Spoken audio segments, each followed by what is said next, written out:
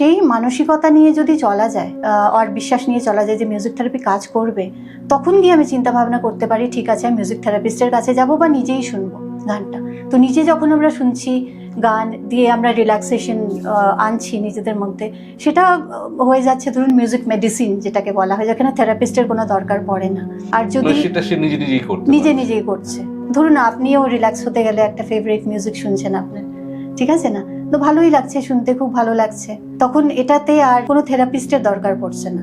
নিজেই আমি দেখছি যে এনার্জেটিক হয়ে গেছি, আমার স্ট্রেস রিলিজ হয়ে গেল বা টায়ার্ডনেস যেটা ছিল সেটা চলে গেল। আর আদারওয়াইজ যদি মনে হয় ঠিক আছে আমি মিউজিক থেরাপিস্টের কাছে যাব, I need a specific guidance যে কি করে একটা ট্রিটমেন্ট প্ল্যান, আমার সো অ্যান্ড সো দরকার আছে, আমার একটা ট্রিটমেন্ট প্ল্যান দরকার, তখন মিউজিক থেরাপিস্টের কাছে যেতে পারা যায়। তো ওটা ডেভেলপ করতে হবে, মানসিকতা আনতে হবে, অ্যাওয়ারনেস জেনারেট করতে হবে লোকের। প্রচুর লোকের মনে হয় মিউজিক থেরাপিটা বেসিক্যালি প্লাসিবো এফেক্ট, যে হ্যাঁ অনেকেই বলেন সেটা, but it is totally evidence based, absolutely evidence based.